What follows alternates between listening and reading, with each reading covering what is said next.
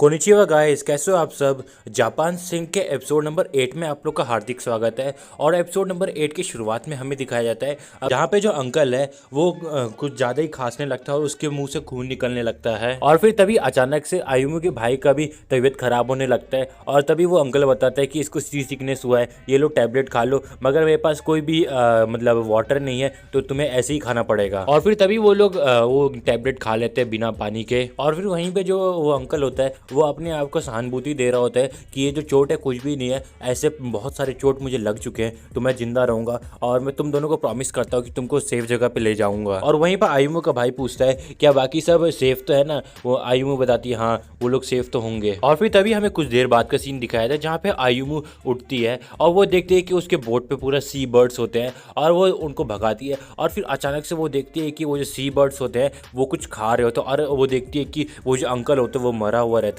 और उसकी पूरी बॉडी पे सी बर्ड्स होते हैं और उसकी जो बॉडी होती है वो पूरी सी बर्ड्स खा चुकी होती हैं। और फिर तभी अपना जो आयुमु का भाई होता है वो जग जाता है और वो पूछता है कि क्या हो रहा है। और तभी अचानक से एक शार्क उस अंकल को खा जाती है और अपने साथ ले जाती है। और तभी आयुमु डर के मारे वो चेन बंद कर लेती है उस बोट का और अंदर अपने भाई के साथ बैठ जाती है। और फिर तभी वो लोग बोट में बैठे हुए रहते हैं और कुछ बातें करने लगते हैं जैसे कि उनका फेवरेट शो और वो लोग अमेजोन में जाएंगे, ऐसा वैसा सब कुछ बातें कर रहे होते हैं। और जो आयुमु का भाई होता है वो बताता है कि जब हम लोग घर पहुंच जाएंगे तब मैं पूरे साल गेम खेलता है बैठूंगा, बस मैं भगवान से प्रार्थना करता हूँ कि मॉम सब ठीक हो। और फिर तभी वहीं पे आयुमु बताते हैं कि जब मैं घर पहुंच जाऊंगी तब मैं एक ऑटोबायोग्राफी लिखूंगी जहाँ पे कि मैं ये सारे चीज के बारे में बताऊंगी जो जो मेरे साथ हुआ है अभी। और तभी वो लोग पानी में देख ही रहे होते हैं कि उनको एक वाटर बॉटल मिलता है और वो लोग बहुत ज्यादा खुश हो जाते हैं, एक वाटर बॉटल जो कि भरा हुआ है। और फिर आयुमु अपने भाई को देती है वो पानी पीने के लिए और जैसे ही वो पीता है वो उस पानी को थूक देता है और बोलता है ये काफी ज्यादा सॉल्टी है। और बोलता है अच्छा तो ये सी वाटर है। और उसमें देखती है कि वो जो बॉटल है उसमें थोड़ा सा छेद होता है। और फिर तभी वो लोग रेस्ट करने लगते हैं और वहीं पे जो आयुमु का भाई होता है वो बोलता है कि अगर मैं मर गया ना तो तुम मुझे पका के खा लेना और ध्यान रखना मुझे मीडियम फ्राई करना क्योंकि मैं तेज आंच पे नहीं पकना चाहता। और वहीं पे जो आयुमु होती है वो बोलती है कि मुझे नहीं खाना, तुम बहुत ज़्यादा गंदा टेस्ट करते होगे। और फिर वहीं पे जो आयुमु होती है वो टॉर्च जला के बार बार बंद कर रही होती है और जला रही होती है ताकि जो उसकी मॉम है वो उसको देख ले। और तभी जब वो लोग सो रहे होते हैं नीचे से कुछ तो उनको चुभने का आवाज़ आ रहा होता है और वो देखते हैं कि नीचे में से कुछ ऊपर उठ रहा होता है बार बार। और फिर वो जो आयुमु होती है वो पानी के नीचे जाके देखती है कि क्या हो रहा है। और तभी वो देखती है कि जो मछलियाँ होती है वो कुछ खा रही होती है और तुरंत आके अपने भाई को बताती है कि मछलियाँ नीचे से कुछ खा रही हैं और वो लोग बार बार अपने बोट पे मार रहे होते हैं। और वो पूछता है कि वो लोग क्या खा रहे हैं तो बताते हैं शेलफिश खा रहे होंगे। और फिर आयुमु का भाई बताता है कि अगर अभी डैड होते तो वो पक्का उसको पकड़ लेते और हमको खाने को मिल जाता ये।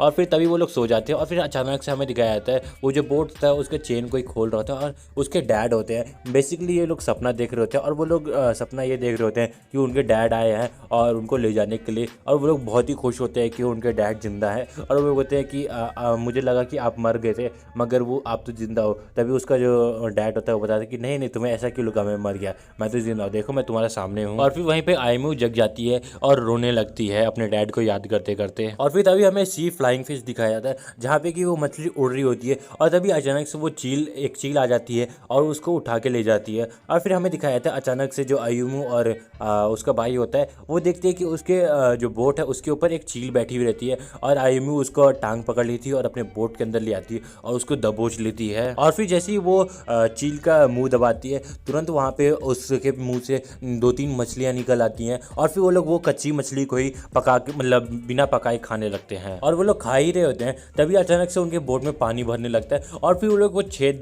ढूंढने लगते हैं जहाँ पे कि वो छेद हुआ रहता है उसकी वजह से पानी अंदर आ रहा है। और फिर वो लोग छेद ढूंढ लेते हैं और उसके ऊपर टेप लगा देते हैं और जो पानी है उसको धीरे धीरे बाहर निकालने लगते हैं। ये छेद उस चील की वजह से हुआ होगा जब वो लोग उसको पकड़ रहे होंगे, उसका जो नुकीला चोंच है उसकी वजह से वहाँ पे छेद हो गया होगा। और फिर तभी वहाँ पे बारिश होने लगता है और वो लोग बारिश का पानी कलेक्ट कर लेते हैं और वो जो आयुमु होती है वो देखती है कि वो जो बारिश का पानी होता है उसमें एशेस होते हैं। तभी वो समझ आती है ये वॉल्केनो एशेस का पानी है तो उसको नहीं पीना चाहिए। और वहीं पे जो आयुमु का भाई होता है वो बोलता है कि मुझे चलेगा, मुझे पीना है, मगर वो नहीं देती उसको और वो पानी फेंक देती है। और फिर अचानक से वहाँ उनके बोट के सामने एक बहुत बड़ा बोट आ जाता है, शिप आ जाता है जहाँ पे कि वो लोग देखते हैं कि उससे बहुत ज़्यादा गंदा बदबू आ रहा होता है और वो लोग नाक बंद करके वो अपना जो गेट होता है वो लगा लेते हैं, चेन लगा लेते हैं। और वहीं पे वो जो सी बर्ड्स होते हैं वो वहाँ पे जो लाश होते हैं उसको खा रहे होते हैं। और फिर हमें दिखाया तो वो लोग सो ही रहे होते हैं, तभी अचानक से आयुमू की मॉम आ जाती है और उनका जो बोट होता है दोनों आपस में टकरा जाता है। और फिर वो लोग बोलते हैं भगवान का शुक्र है कि तुम लोग ठीक हो।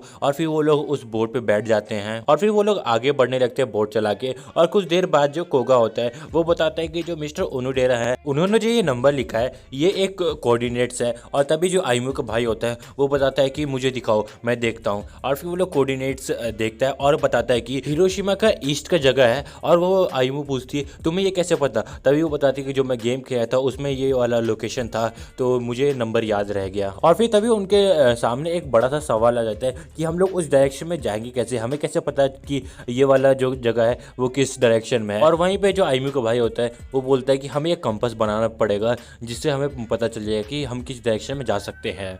और तभी वो बोलता है कि हमें बस एक नीडल और एक फायर चाहिए जिसकी वजह से हम लोग डायरेक्शन आराम से ढूंढ सकते हैं। और तभी कोगा बोलता है कि तुम्हारे जो सर पे पियर्सिंग किए हुए उनकी वजह से हम लोग कर सकते हैं। तो वो बोलता है कि नहीं नहीं ये जो चीज़ है इसको डॉक्टर के बिना नहीं निकाला जा सकता है। और तभी वो बताता है कि मेरे पास एक सेफ्टी पिन है जिसको मैं तोड़ के वो बना सकता हूँ, मगर हमें फायर चाहिए। और वहीं पर जो उनके पास फायर होता है जिसकी वजह से वो लोग लाइट जला सकते थे वो उसे उस नीडल को गर्म करते हैं और एक पेपर पर रखते हैं और जो पानी होता है उसके ऊपर रखते हैं और जो पेपर होता है वो घूमने लगता है जो जिस डायरेक्शन में नॉर्थ होता है। और फिर उनको सही डायरेक्शन पता चल जाता है कि किस तरफ नॉर्थ ईस्ट है। और फिर वो लोग उस डायरेक्शन में जा रहे होते हैं नाव चला के।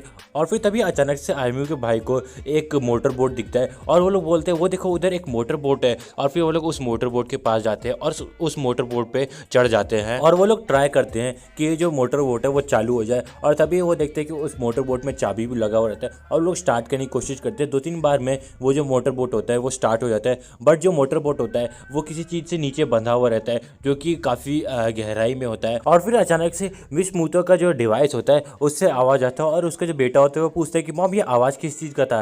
तो वो बताती है कि मैं एक वेंटिकुलर सिस्टम डिवाइस कैरी कर रही हूँ जिसकी वजह से मेरा जो दिल है वो चालू है। और तभी जो उसका बेटा होता है वो रोने लगता है और बोलता है कि मॉम आप कितनी ज़्यादा कूल हो। और वहीं पे वो बताती है कि ये जो इसका बैटरी है वो ख़त्म हो गया इसलिए इसके मशीन ने आवाज़ किया। और फिर वो अपने जूते वूते खोलने लगती है ताकि वो नीचे जाके बोट को फ्री कर सके। वहीं पे कोगा बोलता है कि मुझे जाने दो।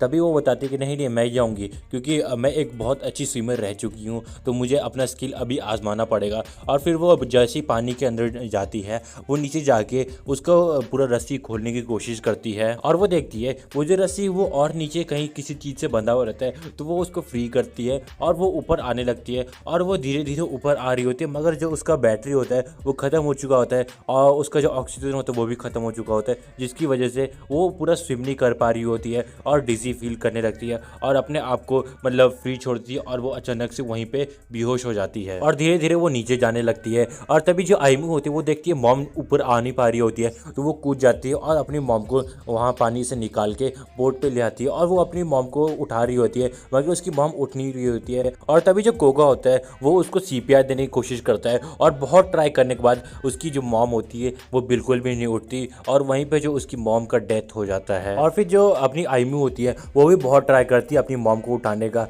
मगर उसकी मॉम उठ नहीं रही होती है और वो जब CPR दे रही होती है तो वो बहुत ज़्यादा रो रही होती है। और दोस्तों इसी सैड एंडिंग के साथ जापान सिंक का एपिसोड नंबर 8 खत्म हो जाता है। और ये एपिसोड आपको कैसा लगा प्लीज़ कमेंट सेक्शन में ज़रूर बताना और मैं आपको मिलूंगा अगले वीडियो में। तब तक के लिए सायोनारा।